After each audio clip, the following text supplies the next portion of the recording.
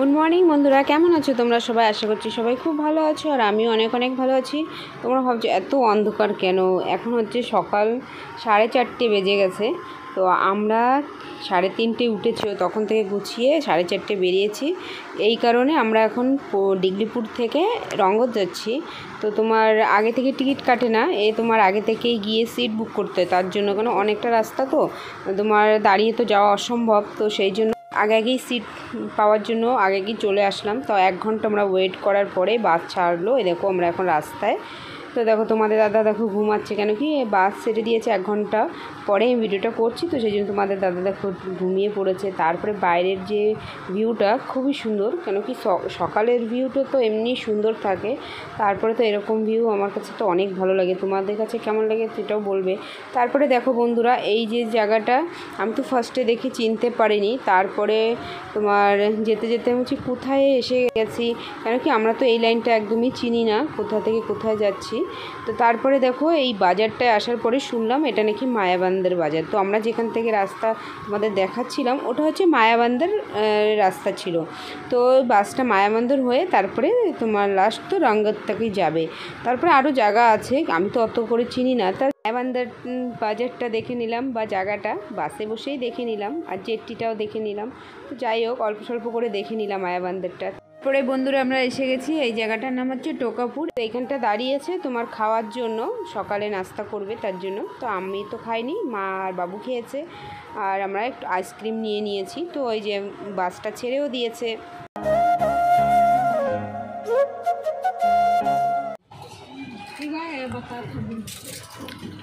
কই প্রিয়া খাওনি কেন? খাও, মুখটা শুকাই গেছে। লাস্টে করলে পরোটা আর চটপটি খাবে। আমি খাবো না, ভালো লাগে না। নাও ব্যাগটা নাও। আরে আমি খাবো না, ভালো লাগে না। তুমি খাও। হ্যাঁ টেস্ট আমার ভালো লাগে না। খাবা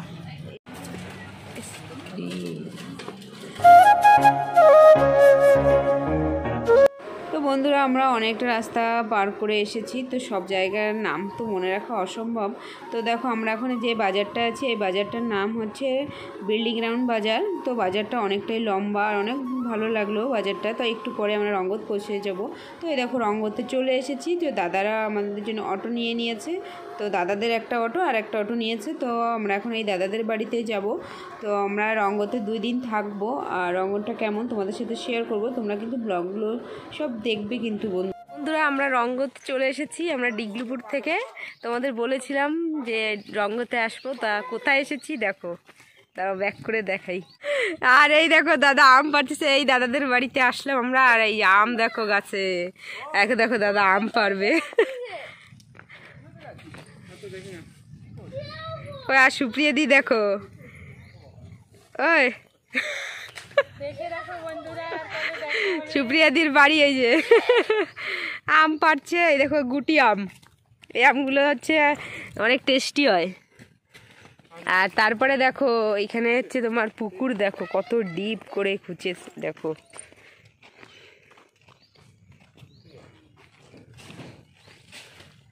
দেখো কত ডিপ করে খুঁজেছে। তো কিন্তু জল নেই।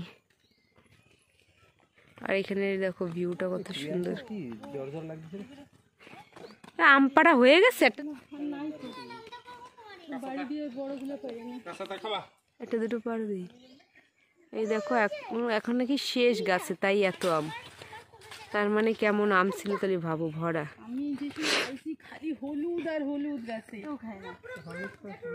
ওই আছে করে খায় না, বুঝেছি, না থাকলে ওই সময় ইয়ে। আরে দেখো বাচ্চা বাটি তাকাও। আর তুমি এত দূরে দূরে কেন? পুরা পমের এগুলো দেখাও। এই যে দেখো এতগুলো আম টুকলাম, নিয়ে যাচ্ছি, এখন খাবো আমরা সবাই। আর এই দেখো লেবু গাছ, আর ওই পাশটা হচ্ছে সবেদা গাছ। আর এটা কি বেনারস গাছ কি আনারস? বেনারস।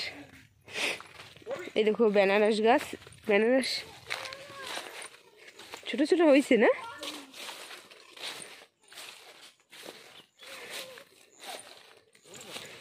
এই দেখো বেনারস দেখো, এদের আর বড় হবে না, এদের লাল লাল হয়ে গেছে, বড় হবে কিন্তু লাল লাল ওই যে দেখাচ্ছে, তাহলে ও কি পাকিয়ে যাচ্ছে তো না? তুমি দেখো, আমিও তো বুঝি না।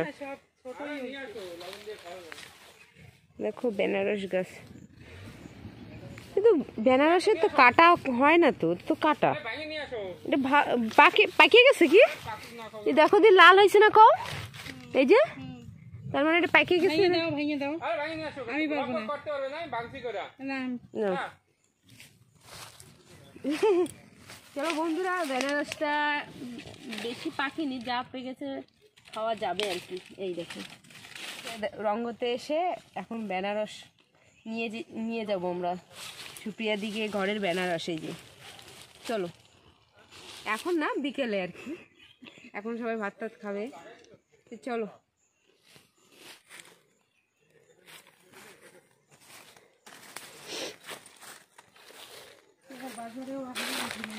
বেনারস আছে, বৃষ্টি নাই। কিন্তু আগের বার বেনারস ছিল অনেক, কিন্তু এবার সেই হিসেবে নেই। বেনারস টক মানে ভিডিও। তো বন্ধুরা দেখো, এইগুলো হচ্ছে বেত ফল। আমরা রঙ্গতে এসেছি, তো তোমাদেরকে বলেছি। তো দেখো ওই দিদিদের বাড়িতে এসে এই বেত ফল নাকি মাখা খেতে হয়। তা এই দেখো শ্রুতি, এখন শ্রুতি মাখা করে খাওয়াবে আমাদেরকে। দেখি কেমন করে করে, একটু দেখাও তো শ্রুতি। এই দেখো এরকম হয়, তো এগুলো মাখা করতে হয়, শ্রুতি ছুলে ছুলে রাখছে আর প্রিয়াংশু খাচ্ছে। দেখো এগুলো এখন মাখাবে, এই দেখো ছুলছে, তো মাখিয়ে তোমাদেরকে দেখাবো খেয়ে কেমন লাগে। আর এটা একটু উঁচু করো তো শ্রুতি, দেখাও কেমন দেখায়। এই দেখো সুন্দর না? আর প্রিয়াংশু হেল্প করছে।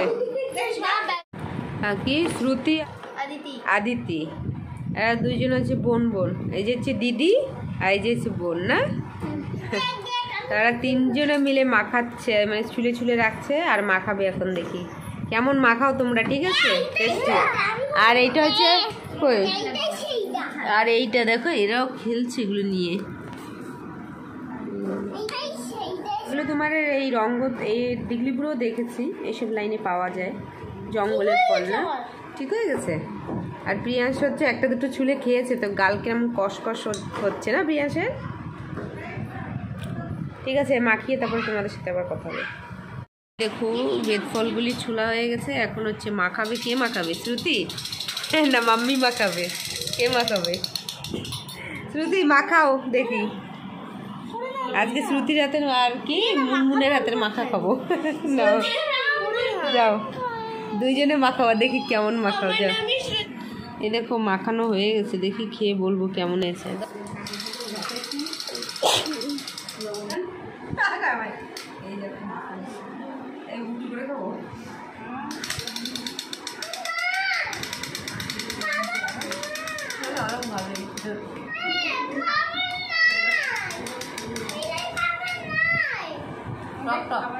ভালো লাগছে,